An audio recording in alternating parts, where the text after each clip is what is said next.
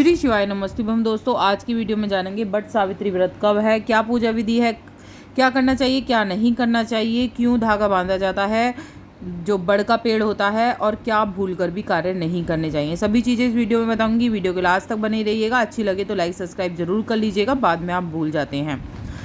जो आगे वीडियो मिलती रहें। दोस्तों, बट वृक्ष की पूजन प्रचलित कहानी के अनुसार है। सावित्री अश्वती की कन्या थी और उसने सत्यवान को पति रूप में स्वीकार किया था। सत्यवान लकड़ियां काटने के लिए जंगल में जाया करता था। सावित्री अपने अंधे सास ससुर की सेवा करके सत्यवान की पीछे जंगल में चली जाती थी।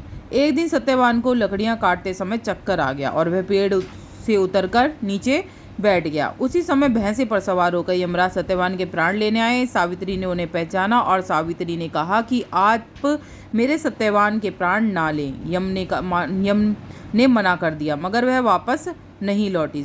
सावित्री के पतिव्रत धर्म से प्रसन्न होकर यमराज ने वर रूप में अंधे सास ससुर की सेवा में आंखें दी और सावित्री को 100 पुत्र होने का आशीर्वाद भी दिया। सत्यवान को छोड़ दिया। वट वृक्ष की पूजा करने से सुहागनों का सुहाग अखंड रहता है।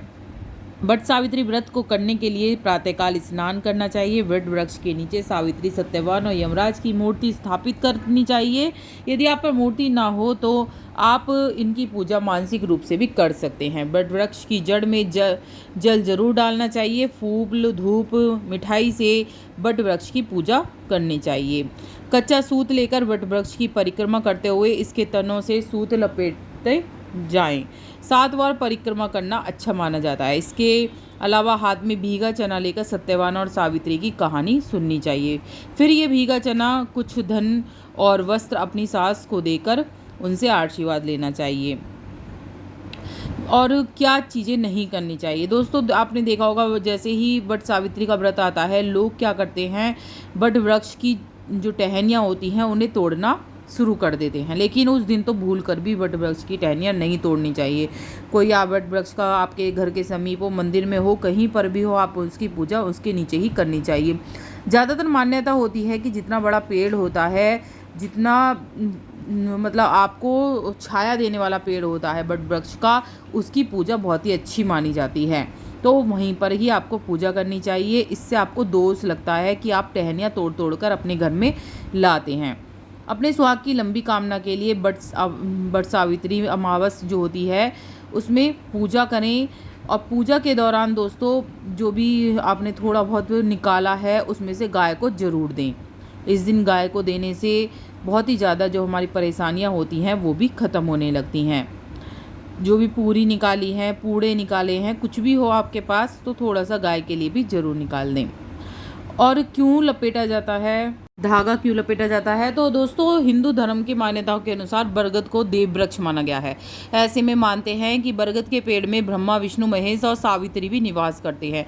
प्रलय के अंत में भगवान कृष्ण भी इसी वृक्ष के पत्ते पर प्रकट हुए थे। तुलसीदास ने अपनी रचनाओं में बट वृक्ष को तीर्थराज का छत्र कहा है।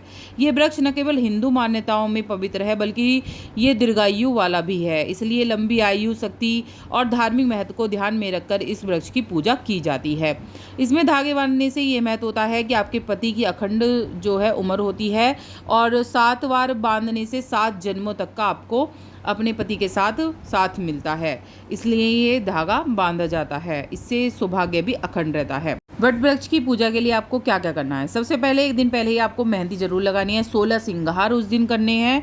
और बट वृक्ष के लिए महिलाओं को घर में ही जो गुलगुले होते हैं, पूरी होती हैं, खीर है, हलवा है, जो भी आपके और बनता है, लेकिन गुलगुले जो होते हैं वो ज़्यादातर बनाए जाते हैं। उसके साथ सुहाग निकाला जाता है। और उसमें आप श्रृंगार का सामान, जो भी सामान हो श्रृंगार का, वो भी आपको पहले पूजन में रखना है। फिर वो आपको मिन्स कर अपनी सास को या किसी भी अपने बड़े चढ़े को दे देना है। कहीं कहीं क्या होता है, जल और पंचामृत भी लेकर औरतें पूजन के लिए जाती हैं। वहाँ पर बट वृक्ष के नीचे जल इस तरह से चढ़ाया जाता है। कम से कम 3 या 5 फेरे जरूर लगाएं जो कच्चे धागे के होते हैं।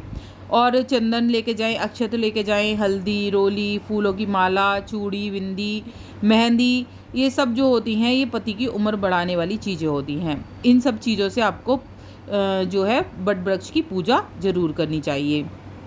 और आपके बायना निकलता है तो ज़रूर निकालिएगा, क्योंकि बायने निकालने से बहुत ही ज़्यादा फलों की प्राप्ति होती है। इस दिन काली गाय जिस पर कोई दूसरा निशान ना हो, उनका ज़रूर पूजन करना चाहिए। उस दिन 8 बूंदी के लड्डू, कम से कम 8 बूंदी के लड्डू खिलाने हैं और परिक्रमा करनी है, और उनकी पूंछ से अपने सिर का 8 बार झाड़ा ज़रूर देना है। ऐसा करने से धन में वृद्धि होती है, जो भी आपकी अलाय वलाएँ होती हैं वो सारी ख़त्म हो जाती हैं। जितने भी कहते हैं ना राहु के दोष या शनि के दोष जो भी होते हैं आपके, उसका झाड़ा लगाने से सिर पर उसी पूँछ से सारे दूर हो जाते हैं। इसे जो होता है दोस्तों, पूँछ को, गाय की पूँछ को हनुमान जी का प्रतीक माना जाता है कि हनुमान जी जो हैं वो गाय की पूँछ में निवास करते हैं। और हनुमान जी कौन होते हैं? वो संकटों के देवता होते हैं। तो इस तरह से आपको अपने संकट उतारने के लिए उस दिन जो भी पति के संकट हैं या आपके संकट है, उस दिन इस तरह से झाड़ा लगाएं और 8 बूंदी के लड्डू, जिसका भी आपके नाम, जो भी आपकी मन्नत हो उसका नाम लेते हुए आपको ज़रूर खिलाने चाहिए। और बट वृक्ष को बहुत ही ज़्यादा औषधि तत्व माना जाता है। इसकी हर एक चीज़ में देव निवास करते हैं, तो विशेष अच्छी तरह से पूजा करें। कृपया इस दिन टहनी आपको भूल कर भी नहीं तोड़नी है।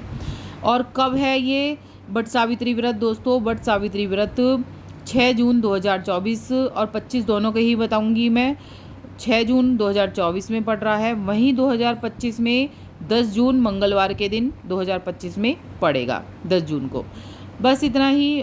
कैसी लगी वीडियो ज़रूर बताइएगा। कुछ पूछना हो तो वीडियो में ज़रूर पूछ लीजिएगा। आगे वीडियो मिलती रहे, सब्सक्राइब